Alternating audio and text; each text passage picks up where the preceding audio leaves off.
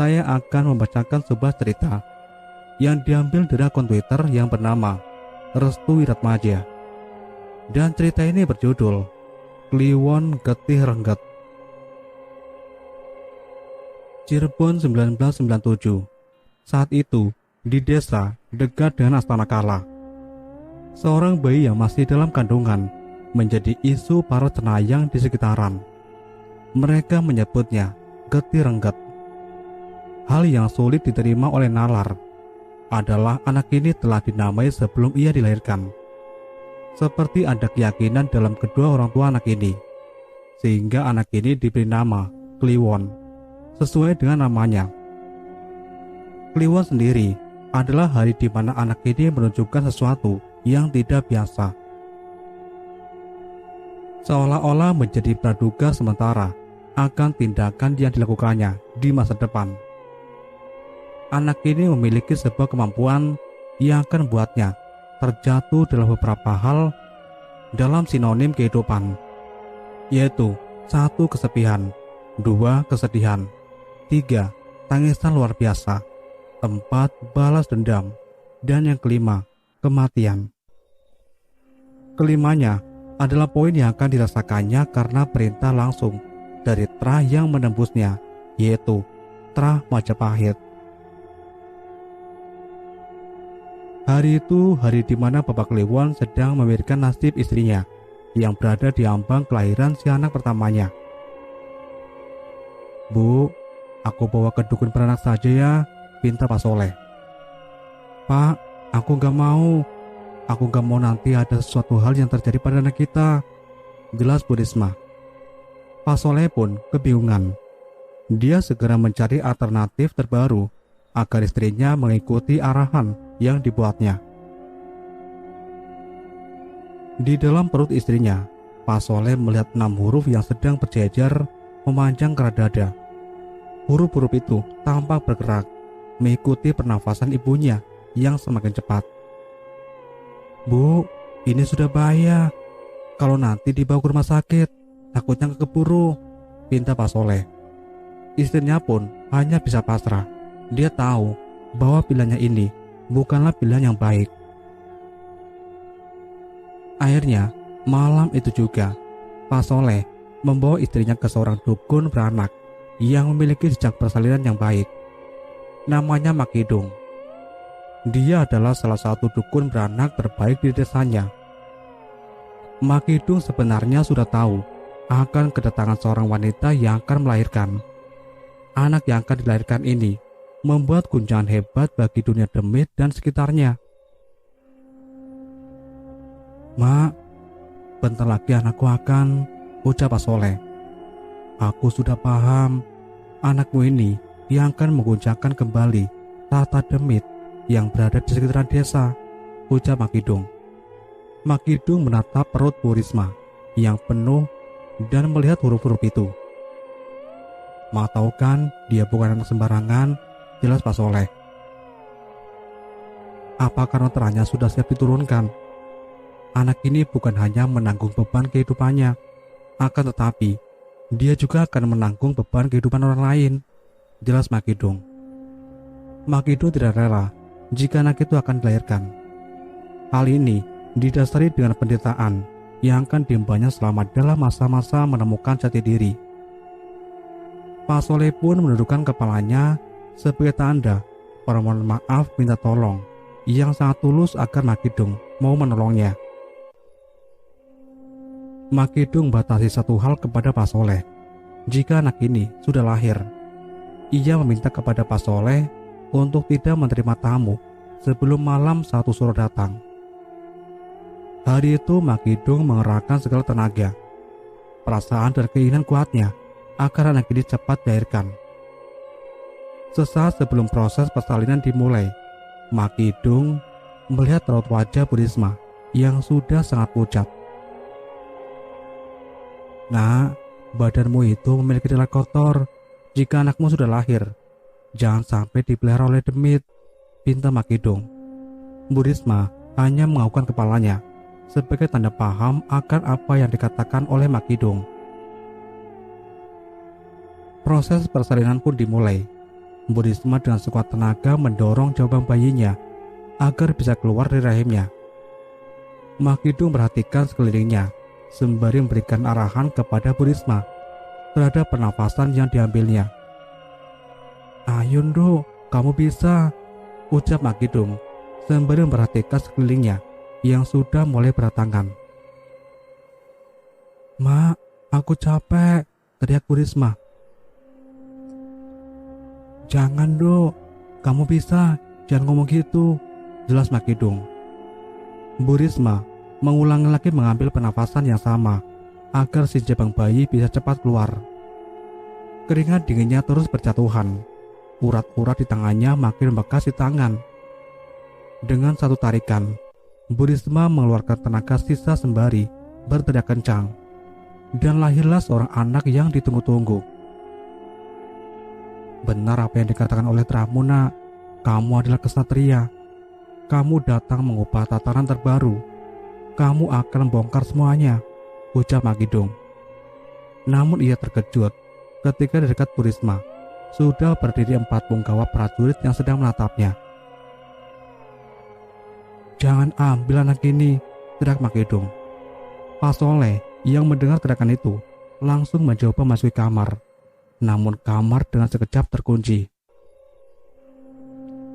Makidung mencoba untuk melindungi anak yang telah keluar namanya itu. Ia adalah Kliwon, turunan Terah Majapahit yang membawa berita kematian bagi siapa saja yang akan dilihatnya. Keempat prajurit itu menundukkan kepalanya. Salah satunya berkata, "Akan ada masanya. Anak itu memiliki kemampuan yang tidak semua orang ketahui. Dia adalah si pembawa berita kematian. Kematian baginya adalah sebuah jalan menuju keabadian. Dia akan mengguncangkan tata demit." Makidung hanya bisa terdiam melihat keempat prajurit itu tengah menatap bayi yang dipegangnya. Dari luaran, Pak Soleh tengah menggedor-gedorkan pintu sambil berteriak-teriak. "Tolong sampaikan kepada Soleh, dia paham," ucap sosok prajurit itu. Makidung masih belum paham apa yang dikatakan oleh prajurit itu kepada dirinya. Seusai prajurit itu memberikan pesan, mereka menghilang dengan sekejap. Persis ketika awal mula mereka muncul dengan tiba-tiba. Barulah Makidung membukakan pintu dan Pak Soleh bisa melihat dengan jelas anaknya yang masih berlumuran darah. Makidung tanpa berkata apa-apa. Ia lalu menuju kamar mandi untuk membersihkan bayi itu. Pak Soleh yang melihat ekspresi datar Makidung langsung menuju ke arah istrinya yang belum sadarkan diri di atas kasur. Pak Soleh menunggu kehadiran Makidung dan menanyakan apa yang barusan terjadi terhadap istrinya dan juga anaknya. Singkat cerita, setelah si bayi itu dibersihkan, Makidung menyerahkannya kepada Pak Soleh. "Kau tahu kan, akan aku beri nama apa anak ini?" "Dia adalah penerus tahta Majapahit," jelas Makidung. "Aku tahu, Mak, tapi apa yang barusan terjadi? Aku mendengar suara lain." Makidung menatap bayi itu dengan perasaan senang dan juga haru. Rasanya ia baru menemukan seorang bayi yang sudah memiliki tugas berat yang akan diembannya nanti. Bayi ini telah dijaga oleh leluhur Tramu. Karena itu, dia akan merasakan suatu hal yang menyedihkan. Pak Soleh meneteskan air mata saat itu juga. Hari itu, ia bersaksi bahwa darah dagingnya memiliki tugas yang sangat berat. Entah berapa lama anak ini akan bertahan, tapi yang pasti, jika telah diberikan mandat oleh leluhurnya, kemungkinan besar hidupnya tidak nyaman. "Aku beri nama Kliwon karena ia adalah anak yang lahir di mana rasa senang dan haru bercampur menjadi satu. Semoga nama ini memiliki keberkahan terhadap dirinya juga kepada orang-orang di sekitarnya." Dan inilah kisah Kliwon, anak yang memiliki darah renggat dengan terang menyambung hingga Kerajaan Majapahit. Kisah ini berasal dari seorang yang begitu hebat dalam menjalani kehidupannya. Setelah kelahiran Kliwon, Pak Soleh lebih berhati-hati akan pertumbuhan anaknya itu. Ia lebih memilih menghabiskan waktu luangnya untuk si anak. Bukan apa-apa, hanya saja Kliwon ini seringkali mengundang mereka yang tak terlihat untuk menyukainya secara tidak langsung. Sesuai namanya, setiap Jumat Kliwon, si Kliwon ini bermandikan air kembang. Awalnya hanya bertujuan untuk membiasakan si Kliwon agar tumbuh menjadi anak yang penurut. Namun yang terjadi justru sebaliknya. Kliwon seringkali buat onar dan suka akan keributan. Dia seringkali mengajak ribut anak yang tidak seusia dengannya. Karena seringkali hal semacam ini terjadi, akhirnya Pak Soleh melaporkan ini kepada Mak Kidung. Dengan mudahnya, Mak Kidung hanya menjawab, "Jika Kliwon sudah tidak bisa dimarahi, kamu akan rindu yang namanya jati diri." Secara arti yang mendalam, Kliwon ini memang butuh arahan untuk membentuk sosok satria yang diharapkan. Artinya, Pak Soleh sendiri tidak boleh menyerah ketika hendak membentak Kliwon yang sedang dalam proses pengenalan jati dirinya itu. Karena Mak Kidung telah beritahu hal itu kepada Pak Soleh, Kliwon lebih dekat dengan Mak Kidung dibanding kedua orang tuanya. Kliwon lebih nyaman dengan nasihat-nasihat Mak Kidung yang mendukung dan memberinya semangat hidup. Di sisi lain, bapaknya sangat khawatir jika Kliwon tidak bisa meneruskan terah yang akan dimilikinya. Namun di sisi lain, juga dia harus mencari suasana hati yang nyaman sesuai dengan keinginannya. Saat Kliwon berumur 10 tahun, ia bermimpi bahwa akan ada rame-rame sedang menggotong seseorang. Kliwon berada di keramaian itu sambil menangis-nangis dan ketakutan.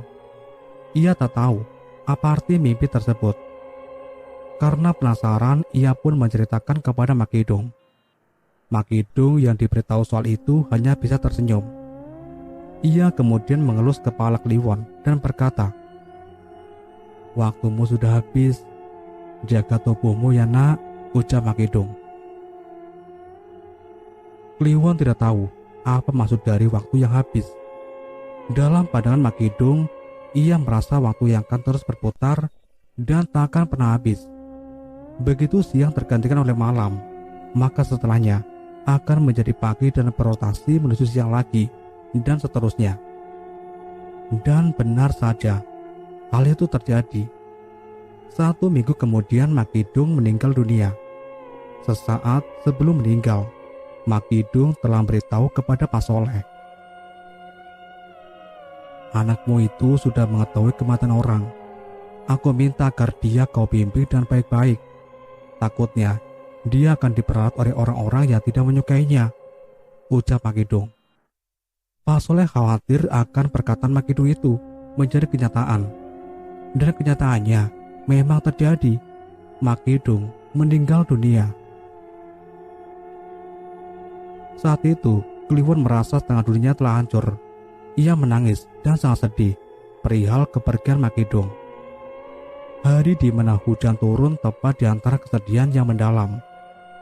Rintiknya membasahi tanah yang kering kerontang. Tumbuh-tumbuhan menjadi menghijau, aliran sungai menjadi deras, ikan-ikan bermunculan. Kematian Mak Kidung membawa berkah bagi alam, tapi tidak bagi Kliwon. Ia baru tersadarkan akan mimpi yang diceritakannya kepada Mak Kidung seminggu sebelum meninggal dunia. Tepat di saat jenazah Mak Kidung ingin dikebumikan, Pak Soleh memeluk Kliwon dari belakang. Kali ini Kliwon hanya bisa menerima pelukan itu. Dia tak tahu harus kepada siapa meluapkan rasa sedihnya, kecuali kepada orang tuanya sendiri. Di sela-sela pelukan hangat itu, Pak Soleh membisiki telinganya Kliwon. Ia berkata, "Kamu sudah bisa melihat kematian orang. Kamu harus menjaga kemampuan itu nak. Semua orang menginginkanmu," jelas Pak Soleh. Saat ia berumur 12 tahun, Kliwon bertemu dengan seorang aneh berwajah rusak di dekat rumahnya. Sosok itu menawarkan sesuatu kepada Kliwon perihal mata istimewanya itu. "Matamu indah, bagaimana jika aku tukar dengan apa yang kamu mau?" pinta sosok itu. Kliwon hanya terdiam. Ia tahu bahwa dirinya belum pernah bertemu dengan orang aneh itu. Ia pun meninggalkan sosok itu dan sendirian di dekat rumah. Usut demi usut, sosok itu adalah penjaga di desanya.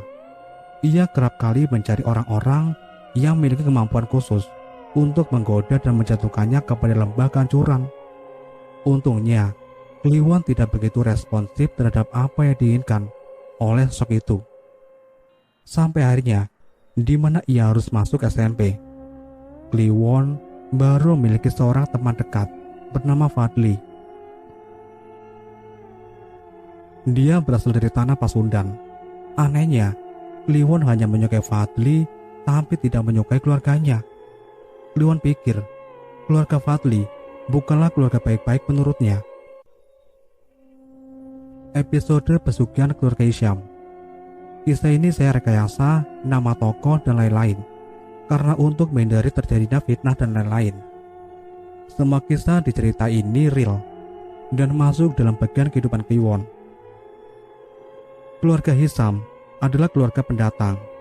Ia menjadi satu-satunya keluarga yang berdarah Sunda yang hidup dengan keluarga pendatang lainnya. Dalam tradisinya, keluarga Hisham ini sangat ramah dan menyintai kebersamaan. Tak terlepas dari itu, ternyata mereka memiliki niat terselubung yang sangat jahat. Nama keluarga Hisham sendiri diambil karena mereka memiliki marga bernama Hisham. Hampir seluruh anaknya memiliki nama belakang yang sama, yaitu Hisham. Dan Fadli sendiri adalah anak tetua yang memiliki nama Fadli Nur Hisham. Dalam pertemuannya dengan Kliwon, Fadli merasa nyaman. Kliwon bisa dibilang orang yang humble dan bisa menerima siapa dia. Kemana-mana, Kliwon selalu berada di sisinya. Fadli yang sebagai seorang pendatang merasa terhormat akan apa yang dilakukan oleh Kliwon terhadap dirinya. Namun, keluarga Hisham sendiri tidak menyukai akan keadaan Kliwon. Seolah-olah menjadi mara bahaya, Kliwon disebut-sebut telah membuat Fadli menjadi lebih arogan, nakal, dan tidak menuruti apa yang diinginkan oleh tuntutan keluarga. Setelah larangan hal itu terjadi, Fadli menghindari Kliwon. Ia seringkali menolak keinginan Kliwon perihal permintaan orang tuanya. Hingga suatu hari, Kliwon tidak nyaman dengan sifat jabatnya itu. Ia pun memarahi Fadli dan mengatakan, "Sampai kapan kamu harus diperbudak oleh tradisi keluarga?" Fadli tidak menerima akan ucapan Kliwon terhadapnya. Ia pun mengatakan bahwa, "Keluargaku baik-baik semua. Kamu belum tahu siapa mereka," jelas Fadli. Kliwon hanya terdiam. Dia kemudian berkata, "Aku yang akan bongkar sifat asli keluargamu," jelas Kliwon. Akhirnya, semenjak itu juga, Kliwon lebih sibuk untuk mencari tahu siapa keluarga Hisham sebenarnya. Ia juga minta bapaknya yaitu Pak Soleh untuk membantunya dalam bongkar identitas asli dari keluarga Hisham. Namun bapaknya menolak dan mengatakan, "Kenapa kamu begitu aneh? Jika ada orang yang tidak menyukaimu, itu berarti sifatmu jelek, Kliwon," ucap Pak Soleh. Perkataan Pak Soleh membuatnya sakit hati. Kliwon hanya bisa mengelus dada di saat bapaknya sendiri mematahkan hatinya untuk kedua kalinya. Namun sakit hati yang dirasakan oleh Kliwon hanya dibalas senyuman. Kliwon tersenyum kepada Pak Soleh dan mengatakan, "Bapak lemah, menghadapi perkataan orang-orang saja masih goyah. Ingat Pak Kidung, dia tak pernah mengajarkanku untuk menuruti semua perkataan orang lain," jelas Kliwon kepada bapaknya. Kliwon yang mengetahui akan kebuntuan solusi itu. Ia pun kemudian bersikeras untuk tetap mencari jalan keluar sesuai dengan keinginannya. Dia pun mencari celah untuk mengetahui letak permasalahan yang diarahkan oleh kedua orang tua Fadli terhadap dirinya. tentang keluarga Isam. Keluarga Isam ini memiliki 2 orang anak yang salah satunya adalah Fadli. Dan anak paling bungsu bernama Nina. Hubungan antara Fadli dan Nina bisa dibilang sangat baik dan akur. Mereka berdua layaknya sebagai sebuah pasangan yang mengisi dan mendukung satu sama lain. Dalam padahan garis persaudaraan, Nina biasa tidur dengan sang kakak yaitu Fadli. Karena rumahnya yang sempit, kamar mereka dijadikan satu. Sebenarnya, dalam keluarga Isam ini, mereka memiliki sebuah taruhan yang cukup mengerikan. Di mana saat ekonomi mereka terpuruk, maka anak pertama harus dijadikan tumbal. Saat itu, kedua orang tua Fadli dan Nina yang bernama Pak Isam dan Ibu Ayu sedang merencanakan suatu. Nina tidak sengaja mendengarkan apa yang dikatakan keduanya tepat di tengah malam. Nina yang kebetulan ingin pergi ke kamar mandi tidak sengaja mendengar obrolan kedua orang tuanya tentang Fadli dan juga nasibnya. "Bu, apa kita harus kembali ke Bandung?" tanya Pak Isam. "Pak, kita nggak mungkin menumbalkan anak kita. Apalagi dia masih berada di sini," jelas Bu Ayu. "Lantas bagaimana, Bu?" "Fadli harus ditumbalkan," paksa Hasim. Nina yang mendengar itu langsung terkejut. Ia baru tahu bahwa keluarga hendak melakukan penumbalan terhadap kakaknya sendiri. Nina memiliki tipikal pendiam. Ia memiliki kekurangan dalam berkomunikasi terhadap orang-orang di sekelilingnya. Keesokan harinya, Kliwon menuju ke rumah Fadli. Tujuannya adalah ingin mengajak Fadli bermain. Namun ketika ia bertemu dengan Fadli tepat di depan rumah, Kliwon terkejut dengan apa yang dilihatnya. Kliwon melihat angka di atas kepala Fadli yang bertuliskan tanggal 2 bulan 7 2010. Kliwon belum paham apa arti angka itu karena ia belum pernah mendapati seorang yang di atas kepalanya muncul sebuah angka. Fadli yang mergoki Kliwon ingin bertamu ke rumahnya. Ia minta kepada Kliwon untuk segera pergi. Fadli tidak mau kedua orang tuanya tahu akan keadaan Kliwon. Kliwon sakit hati mendengarnya. Baru kali ini dia diperlakukan hal yang kurang mengenakan oleh sahabatnya sendiri. Namun sesakit-sakitnya hatinya Kliwon, ia tetap memberitahu Fadli bahwa ada sesuatu yang ganjal dalam diri Fadli. Kliwon mencoba untuk meyakinkan Fadli bahwa dirinya tengah berada dalam bahaya. Namun jawaban yang diharapkan oleh Kliwon bukan jawaban yang diinginkannya. Fadli tetap mengusir Kliwon dan berusaha untuk meyakinkan bahwa dirinya akan baik-baik saja selama Kliwon tidak berada dekatnya. Dengan perasaan yang kecewa, Kliwon pun pulang ke rumah. Ia kemudian merenung dan menanyakan apa yang sebenarnya sedang terjadi. Dalam perenungannya, ia kemudian memejamkan matanya. Lambat laun, ia melihat sesuatu yang aneh, seperti petanda akan datang di masa yang akan datang. Seorang prajurit lengkap dengan busana ala kerajaan mendatangi Kliwon dalam keadaan sadar. Dia mengatakan bahwa dirinya bisa melihat kematian seorang dilihat dari angka yang keluar di atas kepalanya seseorang itu. "Kamu adalah pemilik drama Majapahit. Sebaiknya kamu beritahu orang-orang angka kematiannya telah muncul." Perkataan itu membuat Kliwon terkejut. Lalu ia berlari ke ruang tamu untuk melihat penanggalan kalender. Kliwon baru sadar bahwa hari ini adalah tanggal 1 bulan Juli 2010. Itu adalah 1 hari sebelum kematian Fadli. Dengan cepat ia pun kembali ke rumah Fadli untuk memberitahu apa yang barusan ia ketahui tentang angka yang keluar di atas kepalanya. Belum juga ia sampai, Kliwon melihat sebuah mobil bak yang sedang terparkir lengkap dengan barang-barang rumah. Ternyata Fadli akan dipindahkan ke Bandung. Dia akan dibawa oleh bapaknya seorang untuk melanjutkan sekolah di Bandung. Sedangkan Nina, ia akan menetap di Cirebon karena harus meluluskan sekolah dasarnya. Hati Kliwon agak tenang. Ia mencari cara agar bisa menyampaikan hal ini kepada Fadli.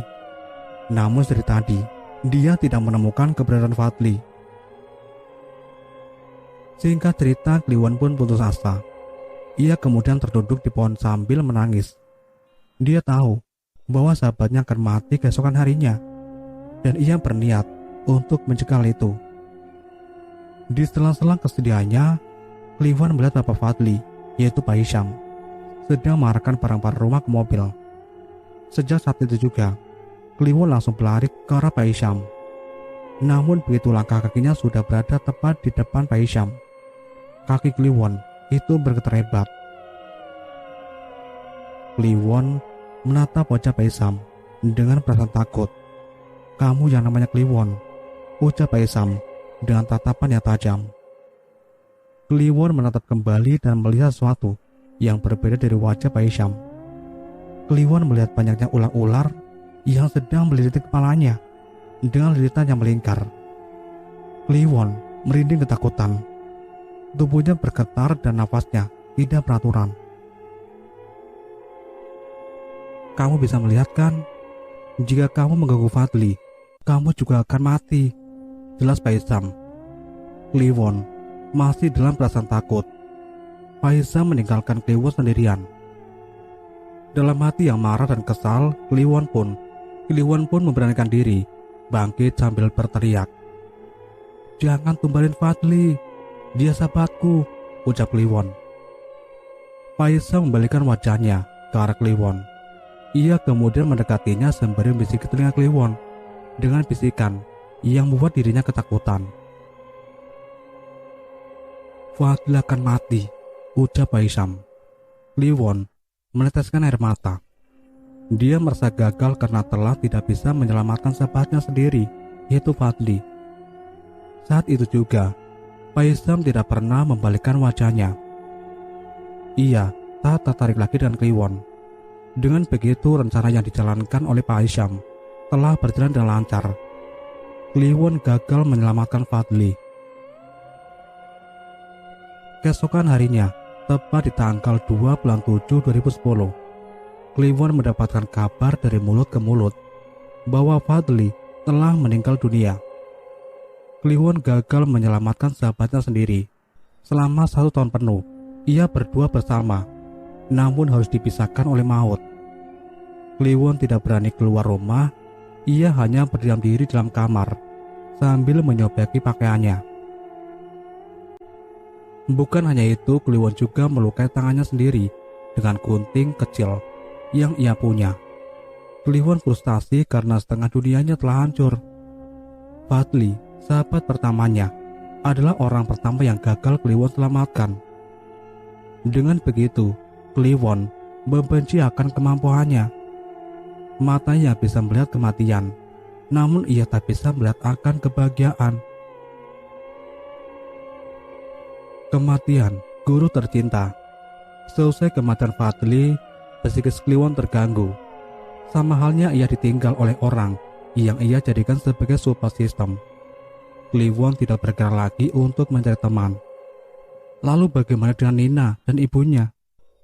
Setelah kematian Fadli, mereka berdua menuju ke Garut, bukan ke Bandung.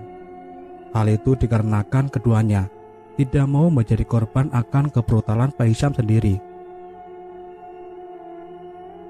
Mengenai nasib Pak Hisham, sampai sekarang belum ada kabar terbaru lagi. Ternyata pesugihan yang dilakukan oleh Pak Hisham adalah dengan cara menumbalkan anak pertamanya sendiri, yaitu Fadli. Karena psikis Kliwon terganggu, ia pun dikirim ke suatu pesantren yang tidak ingin disebutkan lokasinya. Pesantren ini memiliki banyak sekali santri dan sangat nyaman lokasinya. Namun di balik nyaman dan tentramnya pesantren, justru membuat Kliwon semakin terasa. Ia bukan lagi mampu melihat hal-hal yang mengerikan, melainkan ia juga mampu memprediksi kapan orang di sekitarnya akan mati lewat bisikan aneh. Kliwon diminta untuk menjadi seorang santri dalam, atau biasa disebut dengan santri yang melayani kiai. Santri tipe ini 24 jam melayani kebutuhan kiai serta keluarganya. Hari itu di saat santri-santri lain sedang mengaji, Kliwon dipanggil oleh kiai. "Won, kamu sudah berapa kali bisa melihat hal-hal yang tidak bisa orang lain lihat?" tanya kiai itu. Kliwon menjawab, "2 kali kiai. Yang pertama adalah orang yang sudah saya anggap ibu saya sendiri, yaitu Makidung. Dan yang kedua adalah orang yang sudah saya anggap sebagai saudara sendiri, yaitu Fadli." Kiai yang mendengar penjelasan Kliwon menjadi sangat antusias. Ia kemudian disuruh oleh kiai itu untuk menjaga hati dan batinnya. Hal ini dikarenakan untuk mencegah kegoyahan yang akan menimpanya ketika masalah besar datang menghampirinya. Sudah hampir 1 bulan Kliwon berada di pesantren itu. Ia kemudian mendengar akan huru-hara akan diadakannya pemilihan kepala desa di tempatnya. Kiai itu mengatakan, pemilihan kepala desa di sini sangat memprihatinkan. Masyarakat masih mempercayakan cenayang dan dukun sebagai perantara untuk kemenangannya. Jadi jangan heran jika saat selesai pemilihan, warga di sini tidak keluar rumah, ucap kiai itu. Kliwon pun bertanya kepada kiai itu, "Maaf Pak Kiai, apakah mereka juga akan menyerang pesantren?" tanya Kliwon. Kiai itu terdiam sesaat. Dirinya tak bisa menutupi lagi apa yang akan terjadi lagi ke depannya. Pesantren merupakan musuh utama mereka. Mereka menimpali kesalahan pesantren sejak dulu kala. Saat itu kami orang-orang pesantren tidak menerima akan adanya serangan fajar yang menjatuhkan harkat dan martabat kita. Jelas kayak itu. Kliwon paham akan penjelasan itu. Ia pun meminta kepada kiai agar memberitahunya cara yang dilakukan ketika tidak bisa mengontrol kemampuannya. Kiai itu berpesan, mata, pikiran, hati, dan alam bawah sadarmu itu harus kau asah dengan bertakorup atau mendekatkan diri kepada Tuhan. Karena jika tidak, maka kita akan diserangnya. Suatu ketika, saat di mana pemilihan itu berlangsung, seluruh santri dilarang untuk keluar dari pesantren. Pihak pesantren juga telah memberikan peringatan kepada seluruh jajaran pengurus untuk menjaga ruang lingkup pesantren. Pada akhirnya, saat di mana kiai itu sedang duduk di ruang tamu, jantungnya tiba-tiba berhenti sejenak, lalu kembali lagi seperti semula. Kiai itu mengucap, "Allah, Allah." Baru saja kiai itu merasakan sesuatu yang buruk akan menimpanya. Dia berusaha diri untuk bangkit dan berpindah kamar. Namun, baru saja ia melangkah beberapa langkah, ada sekelebat hitam masuk ke ruangannya. Kiai itu melihat dengan jelas sosok yang mempengaruhi jiwa-jiwa manusia yang kotor dan juga kosong. "Keluar," ucap kiai itu. Dengan seketika, sosok itu menghilang dari tempatnya. Malam hari setelah pemilihan kepala desa, para pengurus berikut dengan seluruh ustadz-ustadz dikumpulkan dalam satu ruangan. Kiai itu membuka pembahasan mengenai sesuatu yang cukup berbobot. Kiai itu membuka sebuah pembahasan. "Kalian tahu, setan itu membisiki hati manusia yang luput akan perintah Tuhan. Dia juga menawarkan diri untuk bekerjasama dengan manusia atau sebaliknya," ucap kiai itu. Para pengurus dan ustadz itu mampu paham. Mereka mendengarkan secara sesama apa yang dikatakan kiai itu kepada mereka. Pesantren adalah bangunan tempat orang mencari ilmu. Di dalamnya dipenuhi akan para pencari ilmu. Namun godaan dan gangguan pasti meliputinya. Salah satunya adalah gangguan dari para musuh Allah, yaitu setan. Kiai itu kembali menjelaskan, jika ada santri yang telah terikat olehnya, maka pesantren kita telah diserang dari dalam oleh sesuatu yang tidak atau bahkan belum pernah kalian lihat sebelumnya. Dia adalah perantara atau jembatan bagi mereka yang ingin menghancurkan pesantren. Pembahasan masih dilanjutkan. Kita bersama-sama untuk menjaga pesantren. dari hal apapun yang menjatuhkan bahkan menghancurkan pesantren. Saya meminta kepada kalian semua untuk berikhtiar serta memperkuat iman kalian terhadap bangsa setan yang kerap kali mengganggu pesantren. Sebagai penutup, yaitu mengadakan doa bersama agar bersama-sama memerangi para pengganggu yang kerap kali memberikan sebuah cobaan berat kepada pesantren. Keesokan harinya, seorang santriwati bernama Rahma bertemu dengan seorang yang tidak dikenal. Rahma adalah salah satu santriwati yang memiliki sifat jelek, seperti centil, dan selalu mengekspos diri di hadapan para santri putra. Rahma menerima sebuah kertas gulungan bertuliskan Arab. Kertas itu adalah raja. Simpan kertas ini di bawah bantalmu. Besok, wajahmu akan terlihat cantik, ucap orang yang tak dikenal itu kepada Rahma. Rahma menuruti kemauan orang asing itu. Saat itu, Kliwon melihat Rahma sedang berbicara sendiri sambil menerima sesuatu. Dengan terpaksa, Kliwon pun menegur Ratna dan menanyakan apa yang barusan ia terima. Namun Rahma hanya diam dan enggan menjawabnya. Kliwon semakin curiga. Ia tahu bahwa Rahma sedang menyembunyikan sesuatu darinya.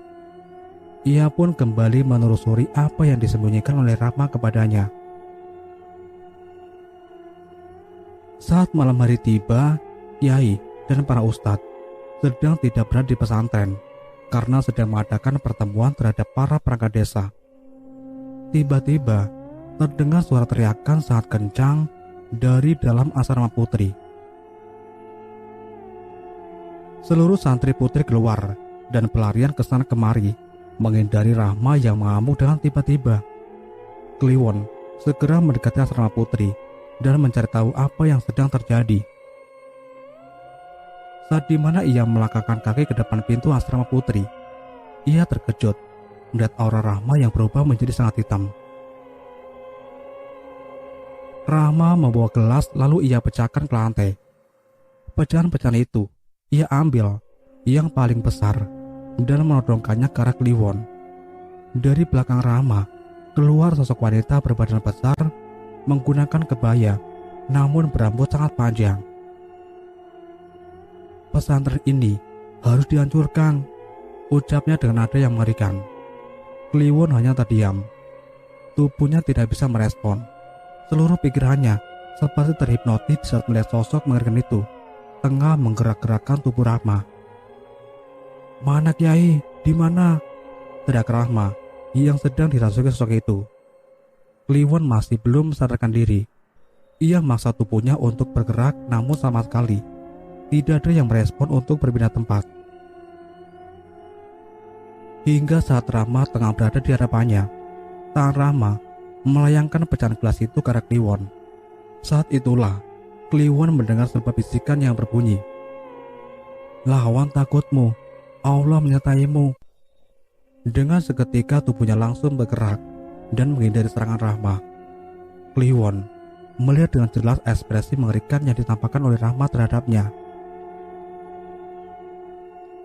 Kliwon sempat berusaha menyadarkan Rahma, namun tetap saja sosok yang membelakangi Rahma seperti pengait di antara keduanya.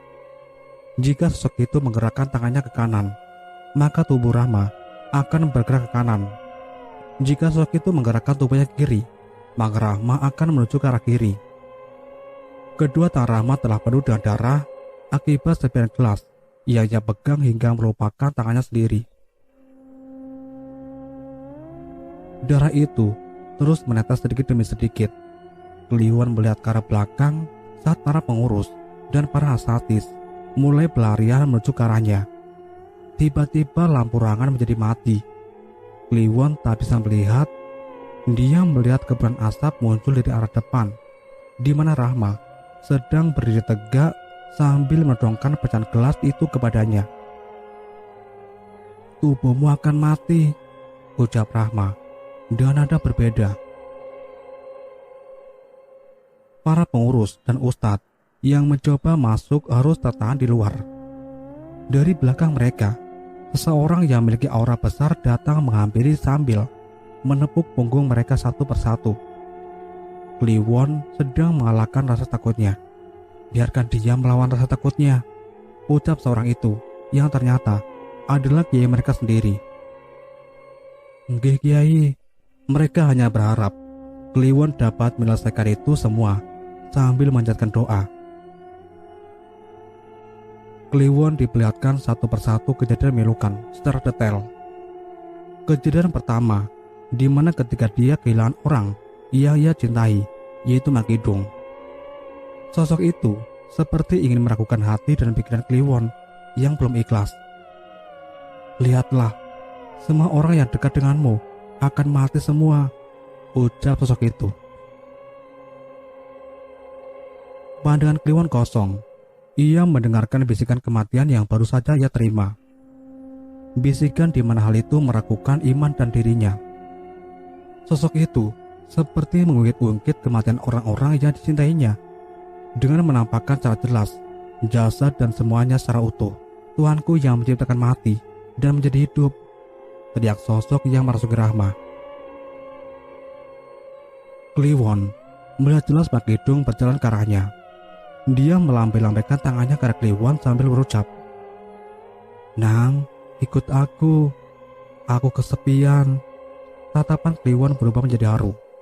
Air matanya berjatuhan saat melihat Makidung hidup kembali. Hatinya mulai bergeser.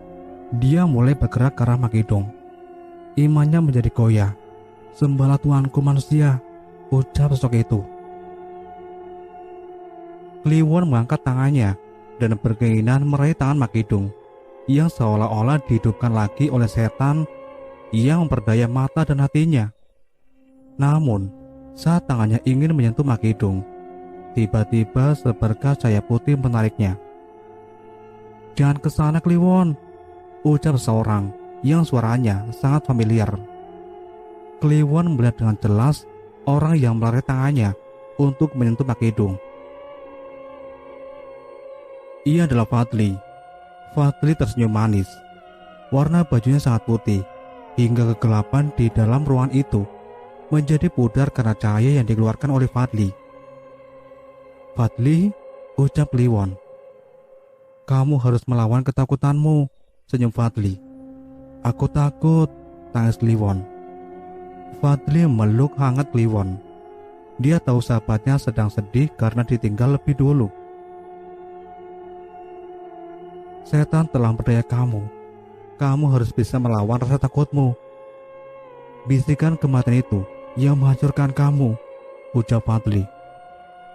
Kliwon merasa nyaman dan hangat, sekaligus merasakan sesuatu yang berbeda saat sahabatnya itu datang di saat hatinya sedang ragu dan kacau. "Ingatlah, jiwa yang tenang akan kembali kepada yang maha tenang," senyum Fadli. "Sekarang, lawanlah rasa takutmu," sambungnya lagi. Kliwon pun menenangkan hatinya. Lalu ia membaca surat An-Nas tanpa bernafas sedikit pun. Dia menjelaskan pelafalannya sambil menguatkan hati dan pikirannya. "Qul a'udzu birabbin nas." Katakanlah, aku berlindung kepada Tuhannya manusia.